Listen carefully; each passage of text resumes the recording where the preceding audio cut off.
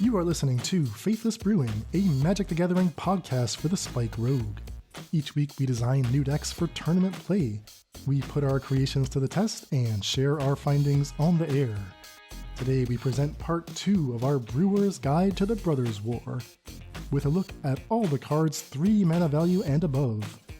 Can these fearsome war machines make the cut in Modern or Pioneer? We'll find out today on Faithless Brewing. Thanks for listening and enjoy the show.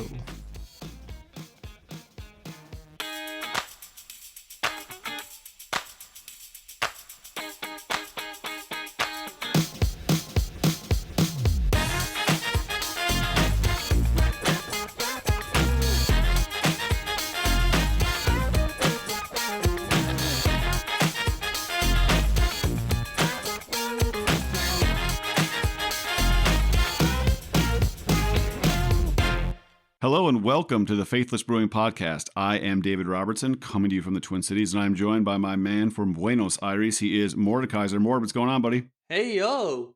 Always a pleasure, David. Always a pleasure.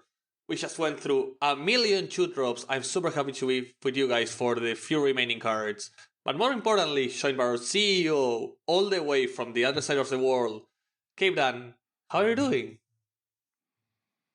I don't even want to be here right now. These cards cost way too much mana. Way too much We mana. have playable 3-drops done, and we owe it to the community to talk about the playable 3-drops. Even about the playable 8-drops. 3s and 4s. It's our duty. The Brothers' War spoiler is complete. We are going to finish our spoiler analysis. For people who listened to our last episode, we went through the last big dump of cards. We got from the 0 CMC to 2 CMC. We did a lot of cards.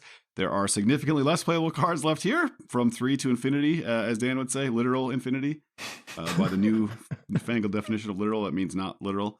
But before we do that, we just want to give a quick shout out that if you are interested in the podcast and you'd like to support us, the best way to do that is to go to patreon.com/faithlessbrewing.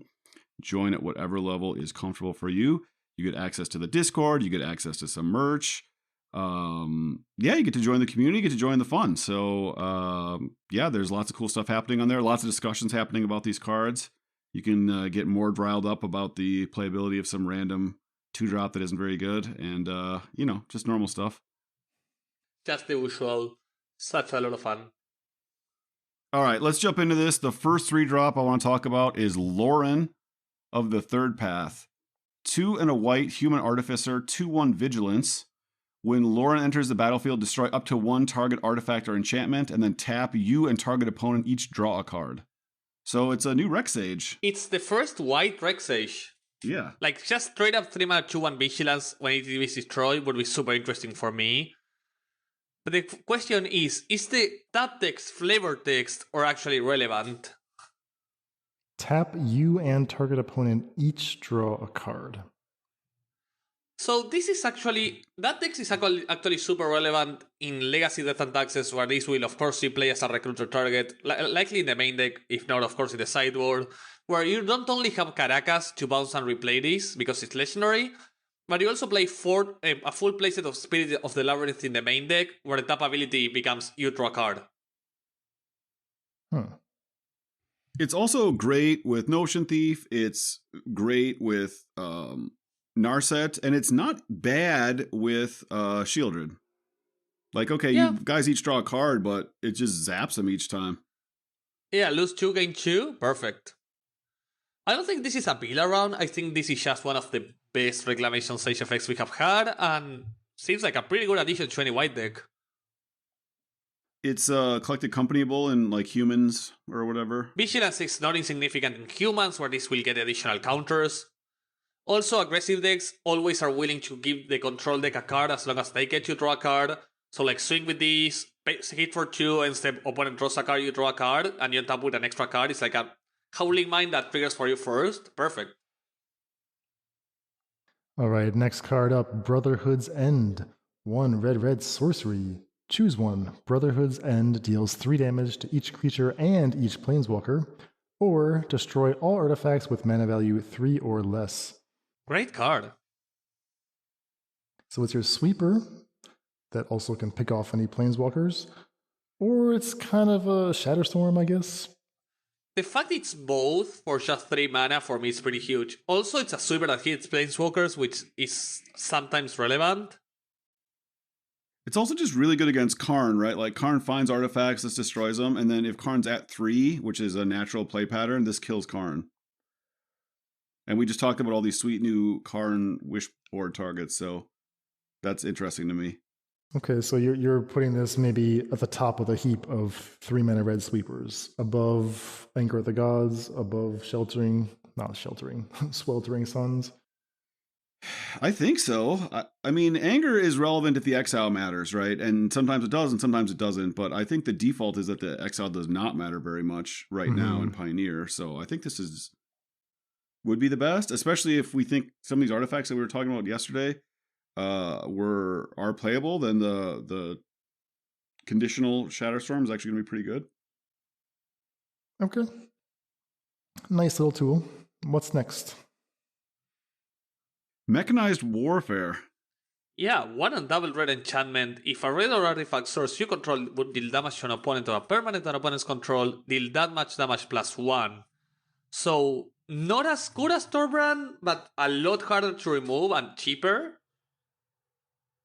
Yeah, it also affects artifacts, which is kind of interesting with the blue-red 2/1 that makes artifact creatures.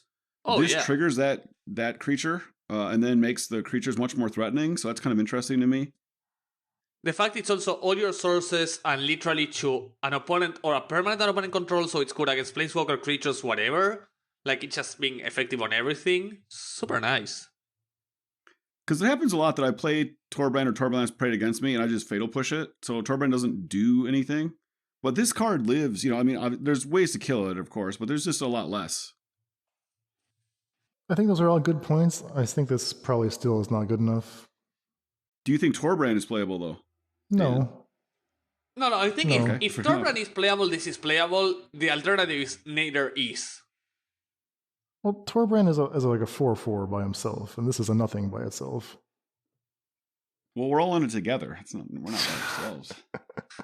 Like Torbrand plus like Den of the Bugbear represents 12 damage, right? Yeah, and this particularly doesn't. Well, Torbrand is dying, so don't talk. I mean, Torbrand is as good as dead. Just put it in the graveyard, and I'll tap 2 mana and discard a card of your choice. Okay, fair enough. But yeah. It's a nice card to have in the toolbox to at least consider. And then we go to a card we have already sort of discussed, but I really wanted to get David's insight into this one. David, tell me about Gix. Yeah, I heard you guys talking about this, Gix Yawgmoth Praetor, and you weren't stoked about it. I think I was. Dan thought it was like not that good, and you were, well, yeah. So 1 black 3/3. Whenever a creature deals combat damage to one of your opponents, its controller may pay 1 life. If they do, they draw a card, and then has this other random ability: 7 mana. Discard X cards, exile the top X cards of target opponent's library. You may play lands and cast spells from among cards exiled this way without paying their mana cost. That is flavor text. Don't worry about that. I think mono black aggro is just going to be a thing. There's so many awesome cards printed for it, and this card at the top of it is so much better than any other black option at 3. It's very easy to go 1-drop, 2-drop this, and they won't block your 1 or 2-drop, or they only killed one of them. And then this is just a free draw card, at least 1 card, if not more. Yeah, this just seems awesome to me. Okay. Well, I already said my piece about this when we covered it in the initial preview, but I'm glad to hear that you're bullish on it, David.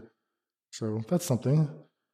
I think I believe in mono black more than mono black players. Like when I play against them, I'm like, man, this deck is pretty good. And then no one ever plays it against me. It's like, I don't understand what's happening. They're playing these garbage decks instead.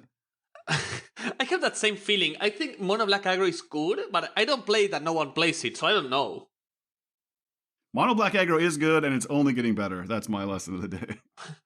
Well, speaking of garbage decks, let's talk about this soldier deck for a second. So there were a bunch of soldier cards being pushed in this set, and a couple of these soldier creatures kind of intrigue me. The Siege Veteran. I want to talk about the Siege Veteran. It's 2 and white creature human soldier for a 2/2. At the beginning of combat on your turn, put a +1/+1 counter on target creature you control.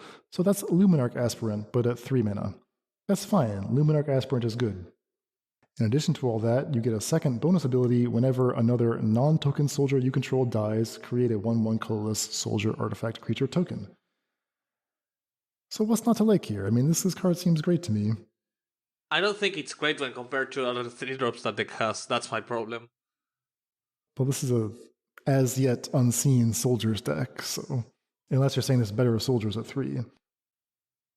I just get nervous if there's a 3-mana card with 2 toughness that doesn't have a come into play ability. Like, if you play this and they stomp it, I don't think you can win, and it doesn't matter what happens on the rest of the turns of the game.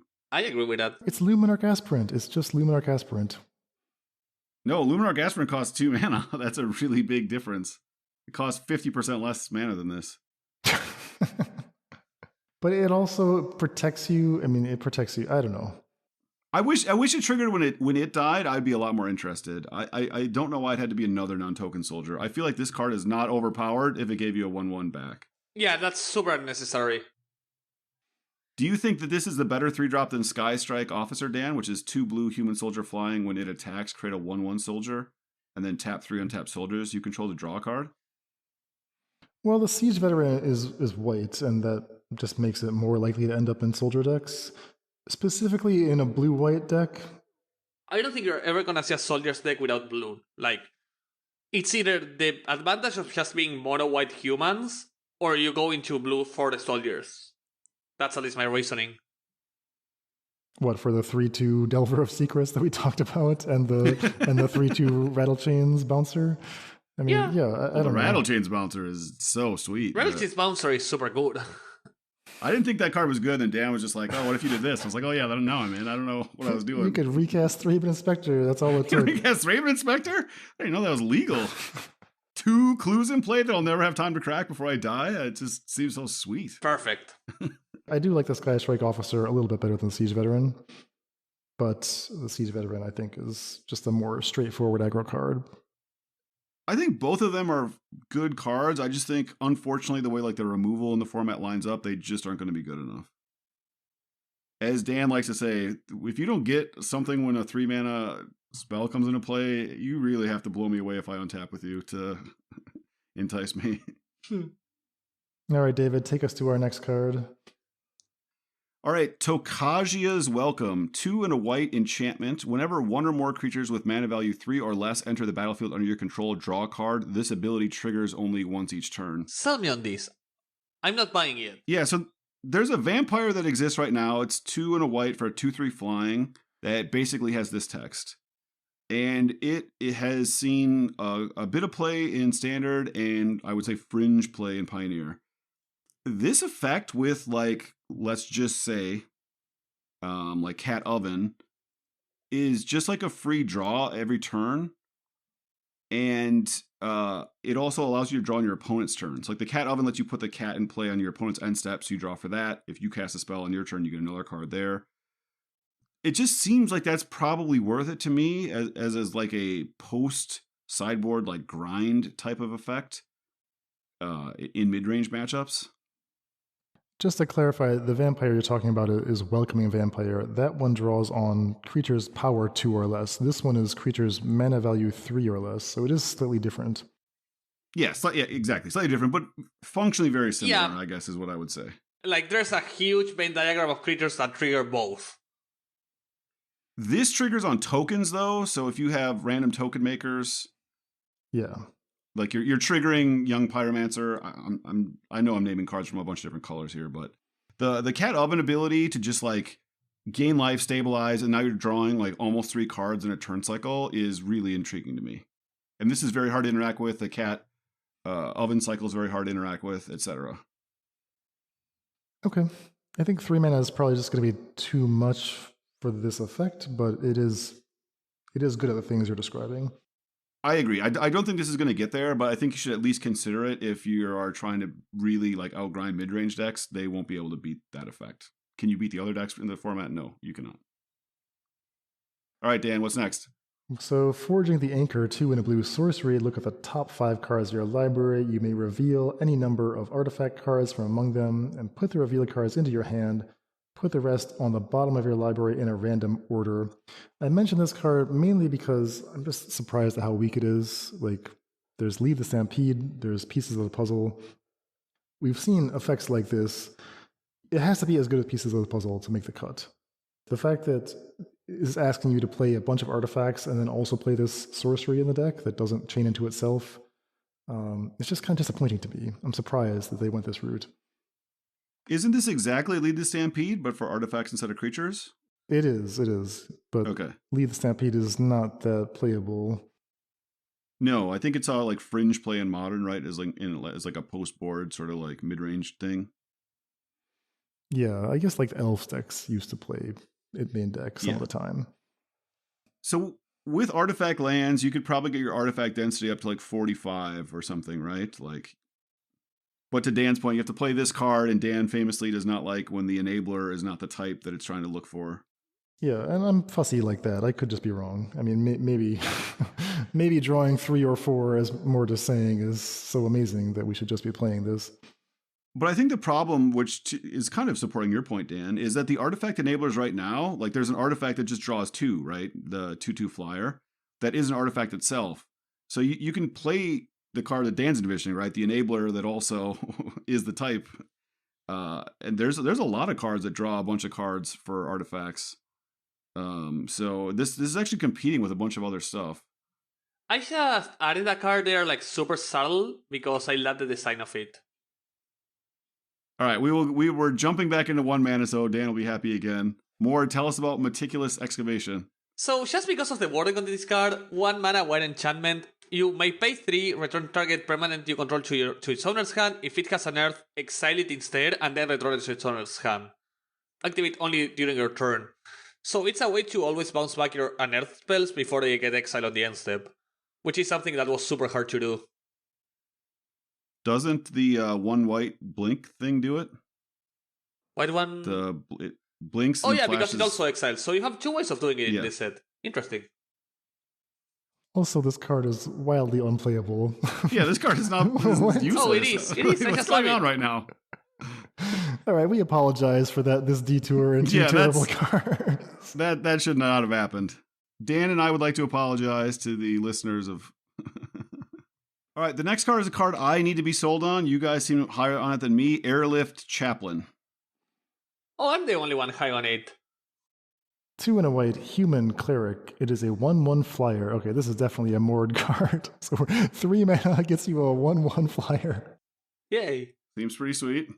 When Airlift Chaplain enters the battlefield, mill 3 cards. You may put a Plains card or a creature card with mana value 3 or less from among the cards milled this way into your hand. If you don't do that, you get a +1/+1 counter on your Airlift Chaplain. You know, it's just a beautiful 3 mana 1/1 cantrip that flies. I don't need much more from a card. Guarantees you a land drop or a spell. I only like this because it also has the Aura Plains card, which is something that a lot of creatures of these don't add, and I love it. Well, just to be clear, it does not guarantee you a land drop. It guarantees you a land drop. 3 cards, land drop. I mean, you have plenty of options that are 3 mana that actually draw a card, if that's what you want to do. And they're bigger than 1/1. Come on, in a lot of cases. Look at 3, get a creature or a land, is guaranteed to draw a card. I'm not gonna fight this insolence. The part that I like is, okay, milling 3 and keeping 1 is better than drawing a card, because we like milling. For all the reasons that David is convinced that the 0/3 Excavator common thing is the best card from the set. For you, Mort, it's this other one that does the same thing. Imagine if I'm rating this bad boy. You can mill yourself out. So it's asking you to play either planes or creatures with mana value 3 or less. Are you willing to build around those restrictions just for this effect? Maybe. I'm not, but maybe Mort is. I'm always high on a nice 2-for-1 effect that comes with a flying body attached. What can I say? I'm simple. It has the Cleric type line, so you could play it with Archfiend's Vessel and some kind of little reanimator package. Perfect. It finds Extraction Specialist, so it's doing some stuff. All right, maybe. I'll give it a maybe. Let's go. That's more than I needed. So, next card. All right, I propose we go to the 4-drops. Poor Battlethopter. All right, I'm in. By Liberator. Myrel, Shield of Argive. Wait, we're considering this a playable card? No. I'm not. No? Myrel, Shield of Argive is good. It's a legendary creature, talk to us. human soldier, 3/4. During your turn, your opponents can't cast spells or activate abilities of artifacts, creatures, or enchantments. Looks like trinket text, but it's actually not. Like, this is actually good text. In addition to that, whenever Myrel, Shield of Argive attacks, you create X 1/1 colorless soldier artifact creature tokens, where X is the number of soldiers you control. So we've been talking about this theoretical soldiers deck. This is the mythic, this is the big payoff, and it's gotta be better than it looks. I'll just put it that way. Yeah, I mean, this works with Stormseeker, right? Where it gets haste right away and you get at least a soldier. 4 mana is so much. I'd rather have Chariot. I think the problem is that Chariot is just so powerful as just your like 4-drop that gets you there on rate. This is not quite as good as Chariot. Now that doesn't mean it's a bad card. There's a lot of room to be not as good as Chariot and still very good. But I just think it's a little bit worse than that. I agree with Dan though. The fact that you can play it and if they leave up removal, it's actually quite good against that. It's not good against control. Obviously, it's still very easy to counter at 4 mana. Yeah, for me this is maybe like just a little bit of a miss, but it would. I guess the thing is like mono white has so many good 3-drops, and this is like a mana more than them, and isn't that much more powerful than more powerful 3-drops. Realizing that in my head I thought this triggered on ETB, it does not. It triggers on attacks. So it's probably a lot worse than I think it is. And it has to attack. It's not like Adeline, which I thought was really cool that you could just attack with your, Thalia or whatever and get your 1/1. All right. How about some black cards? Well, we have Fateful Cooperation, which is 3 and a black sorcery. Target opponent gains control of target artifact you control. Draw cards equal to its CMC.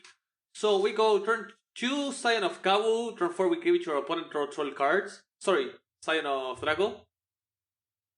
Oh, God. What? They get a 4/4. We draw 12 cards. Then we concede. You can give your opponent the bronze bombshell. Wow. I think I broke down. I mean, does drawing 12 cards act? I mean, I'm intrigued. I shouldn't be intrigued. But... I gave Dan the promise of card draw. I lured him in. Okay, I can't think of any other uses for this, but... No. Yeah, it's sorcery speed. This is not a serious constructed card. I can just meme with it. This is what happens when I don't go through and write skip next to cards before we start recording. It's like, I guess we have to talk about these. You all can put skip next to them. It doesn't have to be Okay, me. I'm gonna go to the true next playable card. Obstinate Baloth.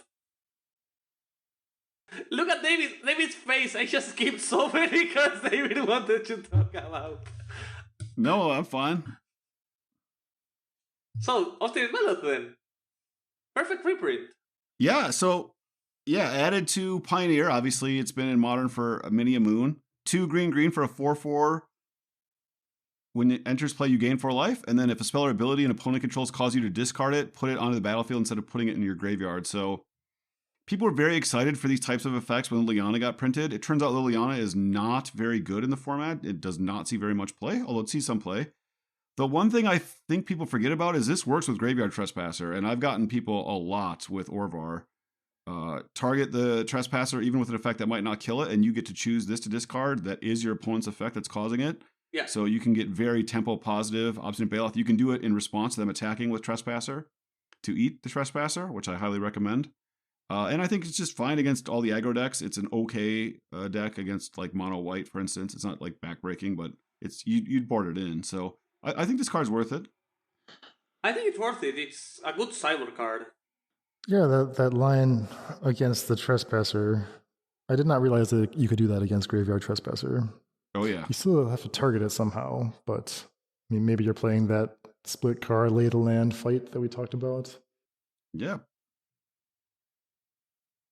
So, after that, we go to a fine Planeswalker if we can get a fast ultimate, Saheeli Filigree Master.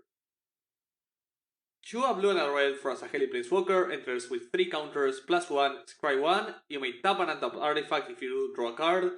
-2, make 2 Thopters, they gain haste until end of turn. -4, so immediately after it enters just 1 turn, you get an emblem with artifact creatures you control, get +1/+1, and artifact spells cost 1 less to cast. What do we think? Yeah, so there's a few effects that cause this ability to cost less. Dan's favorite, 2, a green and a black, 3/5 dude, lets you play Saheeli and immediately ultimater. There's other effects that let you do that too. I just don't know what you get for the ultimate. It's an interesting ultimate, but it's not generically powerful, right? You have to have a deck that really synergizes with it. The +1 is kind of interesting to me. You get to tap your like Howling Mind like effect if you want. So like your opponent doesn't get to draw the extra card from Howling Mind, and you get to draw.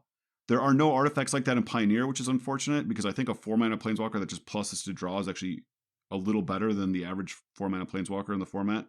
If you look at like Sorin, it pluses to draw and you lose life. So yeah, this is really interesting. It's really interesting design. I don't know how good it's going to be, but I think it's really well designed. I agree. It's super close to being good. It might even be good. +1, draw a card almost. Like, scry 1, draw a card.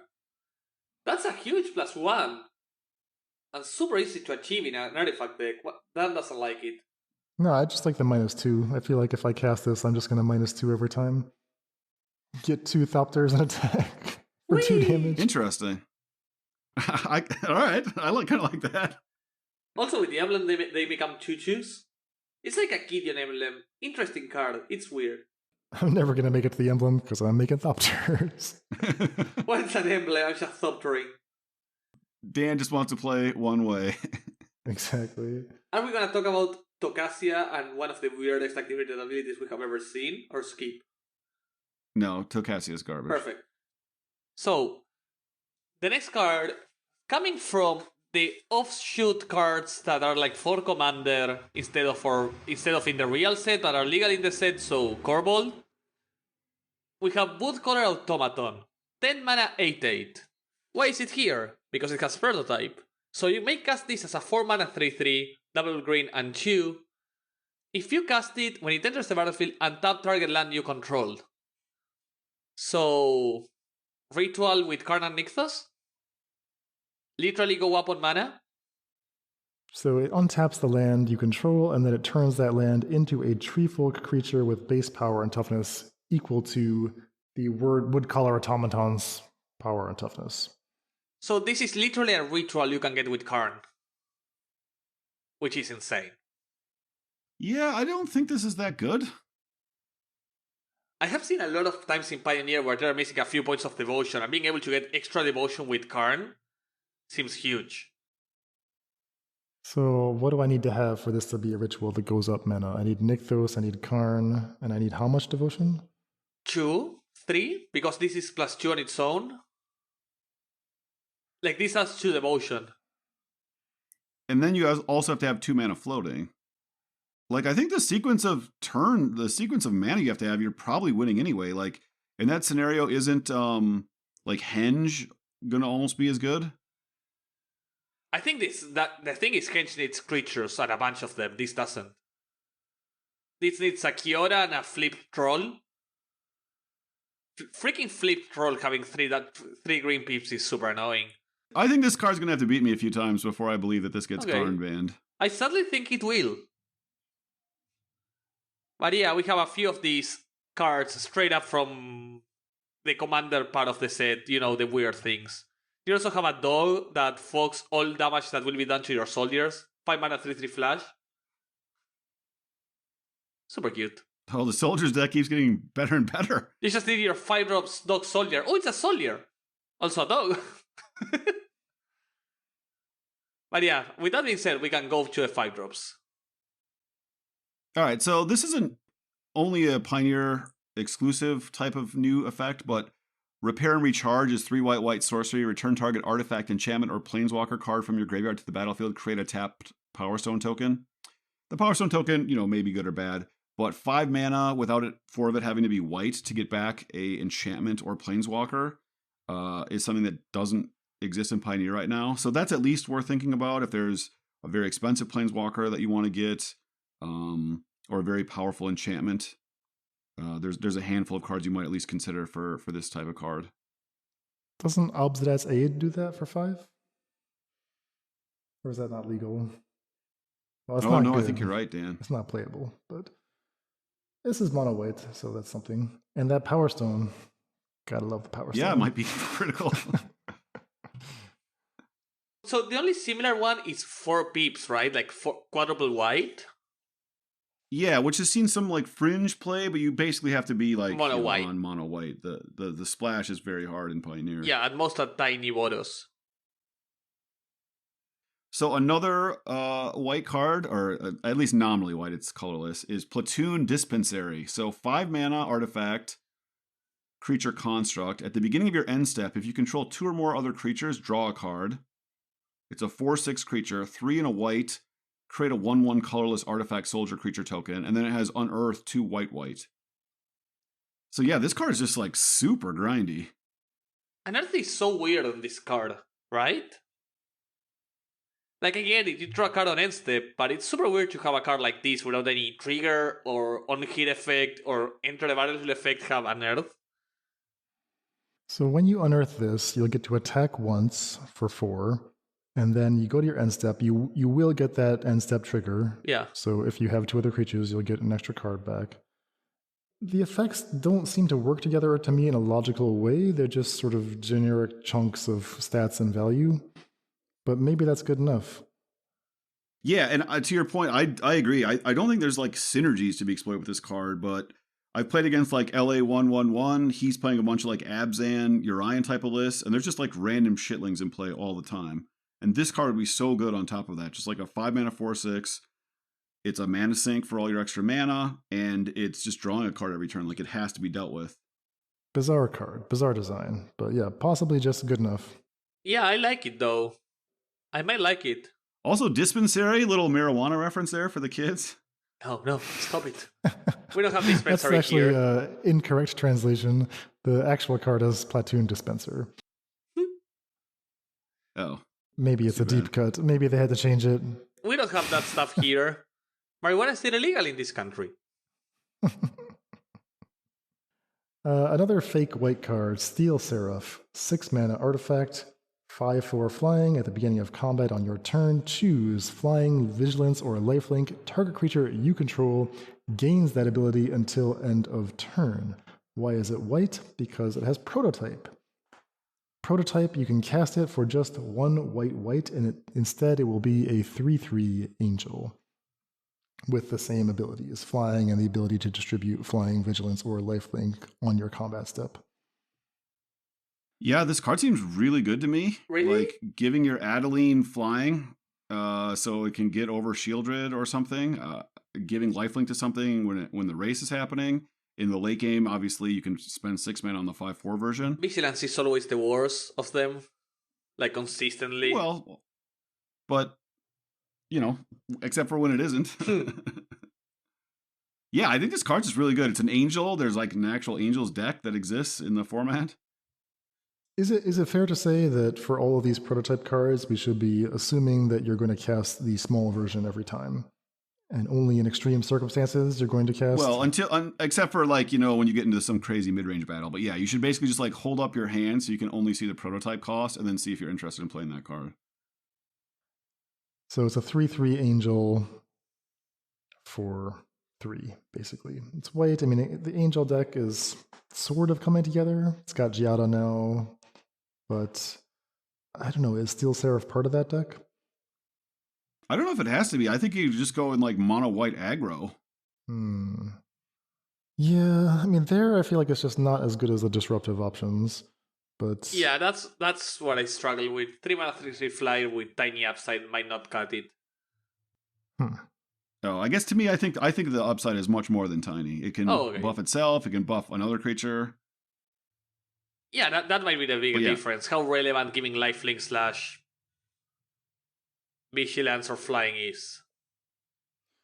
All right, we have now entered the random, rare, and mythic artifact creature section. No. We still have the much chunkier, much nicer, much more beautiful Meteorite Golem. Cityscape Leveler. Yeah, that is a random mythic artifact creature, as promised. Yeah. No, if Meteorite Golem sees play, this stops being a random card and it's like a straight Leveler Meteorite Golem. So Cityscape Leveler is 8 for an 8/8 trample artifact creature construct. It also has Unearth for 8. whenever you cast the spell and whenever Cityscape Leveler attacks. So they're kind of doing a tweak on the Titan clause.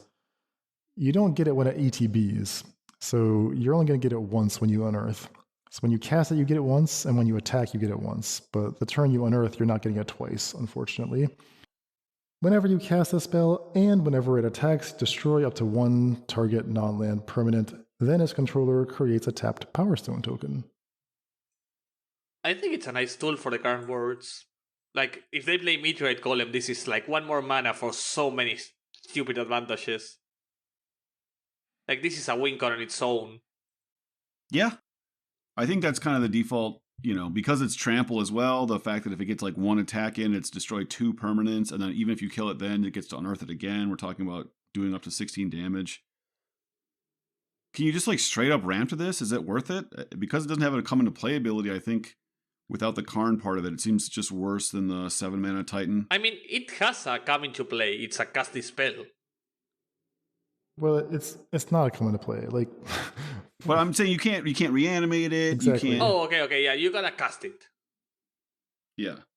I mean, specifically, you can't shape anew for it. You can't blink it.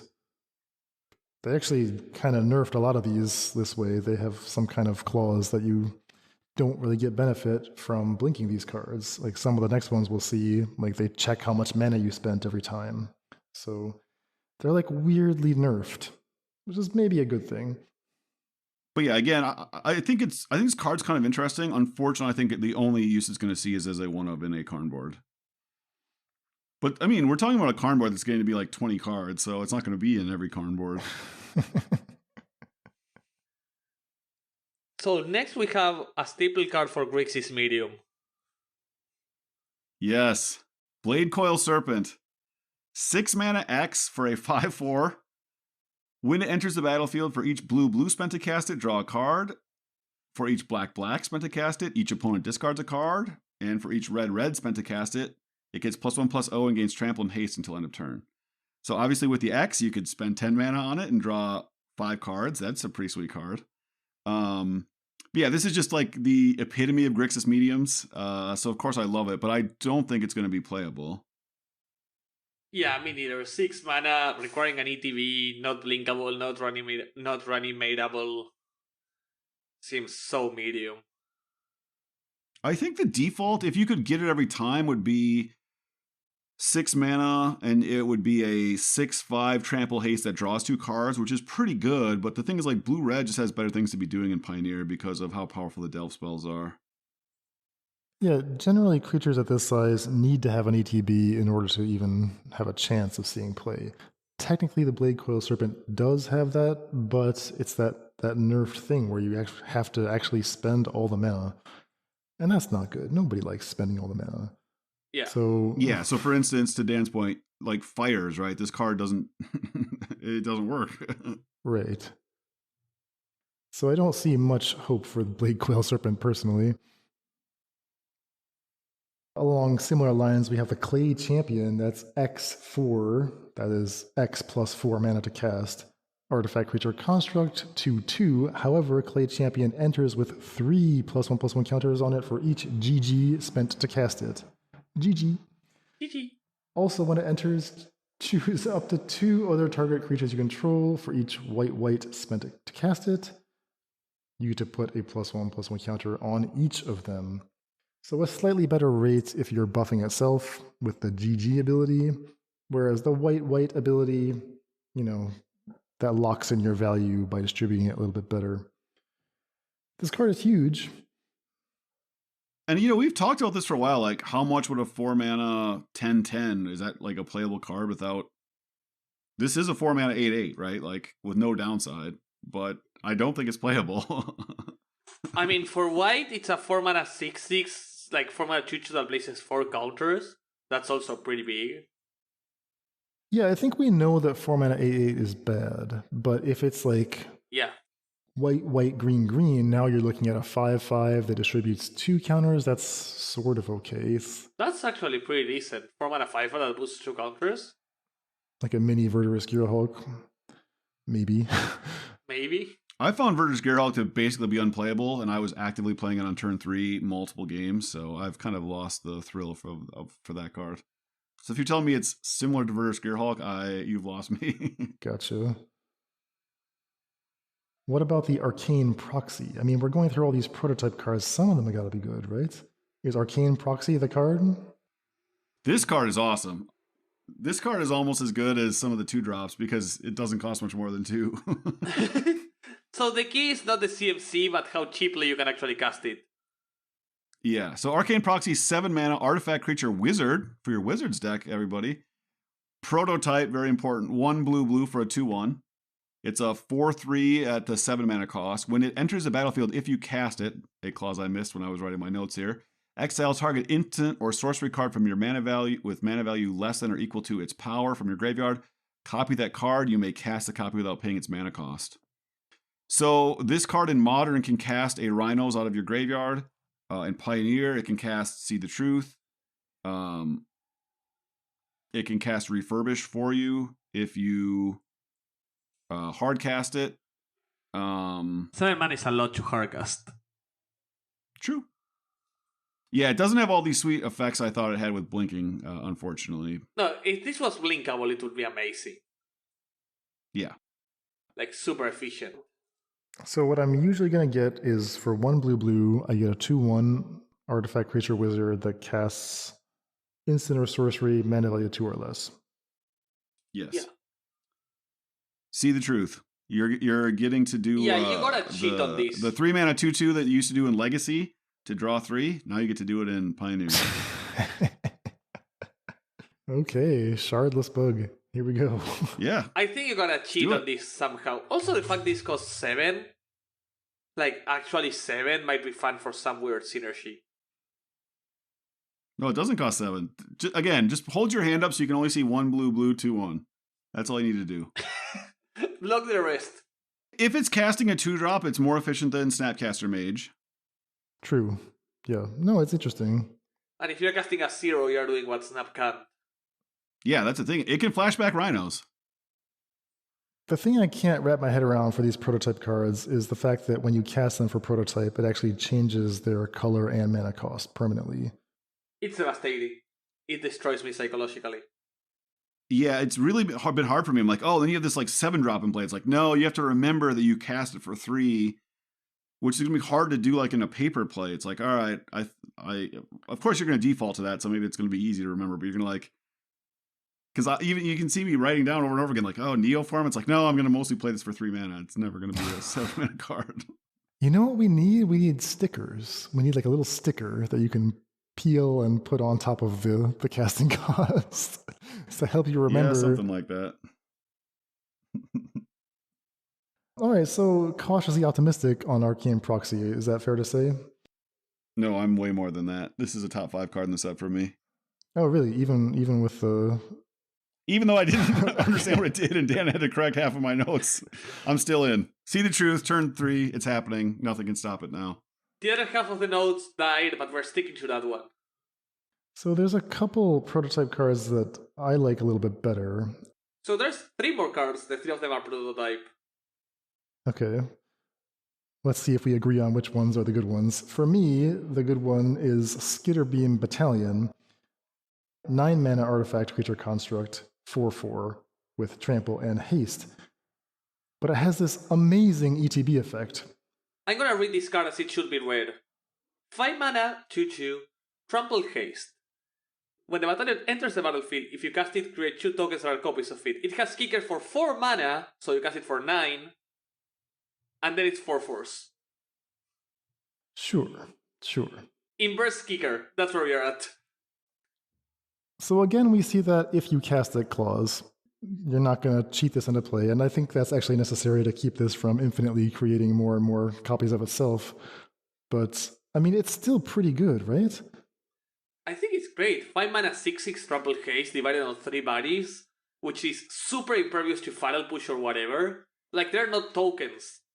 Sorry, they're tokens, but it's just, they retain the cost. Because they're copies of it. So you cannot even final push them. So much devotion to red. Yeah, it's also 6 devotion to red. Wow. Yeah, so if we imagine like the some effect that changes the damage, right? This is a bunch of multiple sources of red damage. It's a bunch of odd effects, right, with the companion, if that's in play, and they're all trample. So yeah, I think there's a lot here. Yeah, and the other prototype card that I like is the Combat Thresher. This is, well, okay, should I read the small version? I guess the small version, it's a prototype card, is 2 and a white for a 1/1 double strike. When Combat Thresher enters the battlefield, draw a card. If you want to pay the full boat, it's 7 generic for a 3/3 double strike that when it enters the battlefield, draw a card.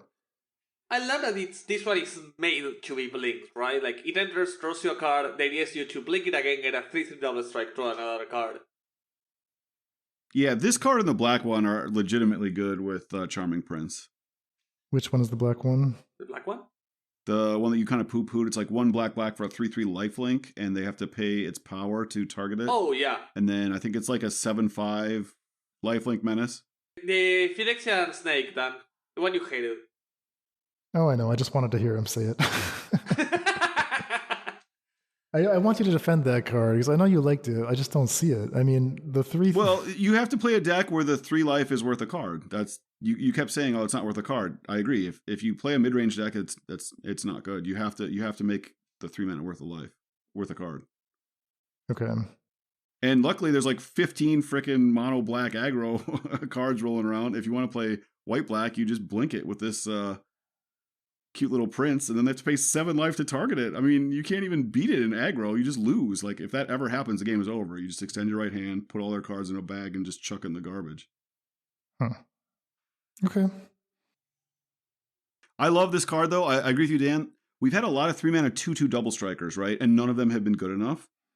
This one is a little weaker in terms of power, but the card just matters so much, right? Like, they still have to kill it because it's a double striking threat. But the card matters, and if you choose to blink it to increase its power, which is relevant, you get another card out of it. I think this card is at least fringe playable. You just love your 3 mana 3/3 black word. Oh, that card's sweet too, but this card draws a card. I mean, yeah, the most magical text in the history of time. Even a 1/1 double strike draw a card is pretty bad, but the fact if you're playing like multiple blinks in your deck, 3 double strike draw a card is huge. All right, so I think those are the prototype cards that I wanted to talk about, but more, did you want to make a case for any of the other ones? I really like the Behemoth. It's not a prototype card. Not a prototype card, though. Oh, it isn't. It has... Okay, yeah, forgot about it. I see a cost on the top in an artifact, and then I read a lower cost below it. And for me, it's all prototype, but with extra text. I have forgotten other abilities exist. So this has Unearth. Totally different way of cheating this into play. Perennial Behemoth, 5 mana, artifact creature beast. It's 2/7, Unearth for green. 2/7, and it unearths for green. So what does it actually do? Well, all it does is it says you may play land cards from your graveyard. That's super weird. On a 5 mana 2/7, I get a Ramian Excavator effect, or if I unearth it, for just 1 turn, I can play a land on my graveyard. And then attack for 2. But maybe there's more to it than that, right? I mean, like, because of Unearth, you can do shenanigans. Like, you can temporarily have a 5 CMC artifact in play. And if that's useful to you, if you're going to neoform that or something, or who knows what you're going to do, you're going to donate to the opponent with that 3 and a black sorcery that snuck into our outline somehow. The thing that I love about it, though, so I talked about this as a neoform target in my notes, because it's a card that maybe you just milled over. Normally it sucks. Like, you have to play a card, even if it's a cheaper card, you played it for Delve and then you neoformed it. You have to get a lot out of that 7 or 8 or drop or whatever, because you basically spend 2 cards to neoform it. Playing this out of your graveyard, it's not a card, right? If I just, cast the black-green instant, look at my top 5, I take a land or whatever, this is my graveyard. Then on turn 4, I can unearth this for 2, get a land out of my graveyard. So this is already replacing Beyond Itself, because again, it's not a card. And then I neoform it. So I'm basically just playing a 4-drop for 4 mana And I got a free land drop out of it. So it's like a 4-mana 6-drop that I got an extra card out of. That's like very subtly you're gaining all kinds of card advantage there. I do like that. Yeah, and I mean, the reason I love Unearth is because it allows you to go super hard on self-mill. One of the decks that traditionally has like played in that space is like the self-mill lands deck with, Slogurks or whatever else. Maybe there's something there where, okay, I'm going to mill myself as hard as I can. I know I'm going to eventually hit my Perennial Behemoth with a full graveyard of lands. So what do I need to have in play? Like maybe some extra land play effects like Azusa's or something like that. I just unearth the Behemoth and play like 3 lands at once. I would really love to see this in like in Legacy deck lands, just because of what exactly that described. That would be so fun. But I started thinking about the Neoform or like Pile of Hero shenanigans, and I really struggled to find, like, there's no 6-mana beasts that are decent for Pile of Heroes. That's correct. I checked. We both checked. Sadly, Carnage Tyrant is a dinosaur. But besides that, you only have Neoform. What are you Neoforming for? Like, using this body? All right. I did a whole search at lunch today. I'm glad you asked that question. Rurik Thar is awesome. So that's the one of, I don't know if you want to main deck it or not. That card beats Phoenix by itself and is very good against red-black. And if anyone's still playing Lotus Field, it's totally unbeatable. The other 6-drop options are not great. You can get the 5/4 Menace card that destroys a creature and you gain life equal to its toughness. You can get the 6/6 Werewolf that makes 2 wolves. And then if it's night when it attacks, makes wolves. And that's about it. Not enough. If only this was CMC 6, right? Well, so that's what I was thinking, is maybe you have to play this also with Delve cards, and then you're also going to have the option to Neoform one of those like 6-drop Delve cards into a Titan or an Agent of Treachery. Or like the 3 blue green worm that makes 3/3 worm every turn. So maybe you could just have like the full package and you just like find whichever one of those matters. That would be super fun. One last artifact that I think is worth some consideration. Portal to Phyrexia. So I'm always looking for something super impressive to cheat into play, whether that's Shape Anew in my case. I've yet to find a good payoff for that. Or something more traditional like Refurbish. We need something huge that impacts the board, that swings the game, that closes the game, and ideally does a little bit of disruption. And Portal to Phyrexia might be that card. It's 9 mana, it's an artifact. When Portal to Phyrexia enters the battlefield, each opponent sacrifices 3 creatures, so there's your disruption. Okay, now how do you win? Well, at the beginning of your upkeep, Portal to Phyrexia says put target creature card from any graveyard onto the battlefield under your control, and it becomes a Phyrexian. So you just get to rebuy a creature once every turn. If I'm not mistaken, this card is in present-day Magic. Like, it's not part of the time travel from the Teferi. This is like what's actually happening. Oh god. That would explain the flavor text. Or maybe it isn't. Maybe this is just the portal in the past after early Yawgmoth shenanigans. But I hope it's in the present. I'm gonna get corrected by this by someone in the Discord. I always get called out. Yeah, Armageddon was not printed in 1994, Mord. I know. I have read the correction. I know when I'm personally attacked. I know. I always get called out. I never get a free pass. Actually, I get a lot of free pass because I claim so many things that are completely bullshit that I get a pass in most of them. But some of them I just can't let through. So, David, what do you think about the portal? This card's very similar to Godfarrow's Gift, right? Yeah. It's an expensive artifact. The type of ways you might put it into play. Not most people don't like the refurbished version of Godfarrow's Gift. That's a version I've liked. Most people play the 3-mana artifact that cheats that into play. It's much better the turn it comes into play for exactly the reasons that Dan outlines. It's much worse with all the cheap creatures you're normally playing to enable your Godfarrow's Gift, because this does not easily win the game. It helps you not die, though. So I'm a little torn. I think it's also much worse. Like with Godpharaoh's Gift, eventually you do get to 7 mana and hardcast it. 9 is so much more than 7. You're very unlikely to ever hit that number. But I think it is powerful enough that we should consider a full rebuild to a refurbished version of a Portal to Phyrexia deck. I think it's worthy of considering, like, from the ground up, rebuilding the entire deck and seeing what we can do. I mean, it's like a wrath. It's more of a wrath than anything else, right? It's more than a wrath than Godpharaoh's Gift, but also makes all the small creatures in your deck a lot worse to reanimate, so you rely a bit more on your opponent having real cards. Yeah, and it is any graveyard, so if your opponent is playing creatures, like, you can get back their Crocs every turn, right, and just F with them. I think if it weren't for any graveyard clause, this would be worse than CPG, but it's that being on the middle that makes it a little more interesting. Like, also just getting cards out of your opponent's deck or graveyard is really relevant against multiple decks. Getting back their Phoenix is fine. Against mono green, getting like creatures out of their graveyard so they can't get them back with their elemental. Like I mentioned, Croxa. There's other cards with Escape. So yeah, that's way more than trivial. I agree. This card is super interesting. Might be better than Godpharaoh's Gift, but only time will tell, I think. I mean, Godpharaoh's Gift right now sees 0 play, so if it's not better than Godpharaoh's Gift, it's not playable. All right, how do we do, gentlemen? Any cards that we missed? Did we cover all of the 3 and above cards that are relevant?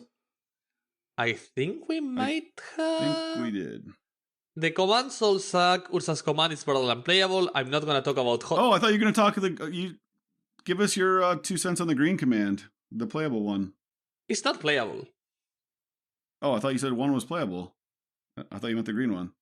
The blue one isn't. The blue one doesn't suck as much. So I thought we were going to talk about the Black Factor Fiction. I actually thought we were reading that card when we accidentally read the one that donates the artifact. I got them confused in my head. I thought the Black Factor Fiction is actually kind of interesting. No. All right, Dan, tell us about Hostile Negotiation. 3 and a black instant. Exile the top 3 cards of your library into a face-down pile. Then exile the next 3 cards from your library into a second face-down pile. You take a look at the cards, look at all of them, and then you choose one of your face-down piles, flip it face up. Now it's your opponent's turn. They see your 3 face-up cards and your 3 face-down cards. They have to choose a pile. That pile goes to your hand and the other goes to your graveyard.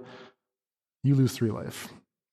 So, my biggest problem with this card, I'm gonna say it right now, is how low the floor is. It's super similar to draw, in both scenarios, the worst 3 out of the top 6 cards in your deck. In a lot of cases. Drawing the worst 3? Oh, yeah. Because your opponent can just soul read you and they will see immediately. No, it's not a soul read. It's the fact you're not able to determine the piles yourself. So, as long as the piles are not evenly distributed randomly, you're always going to lose.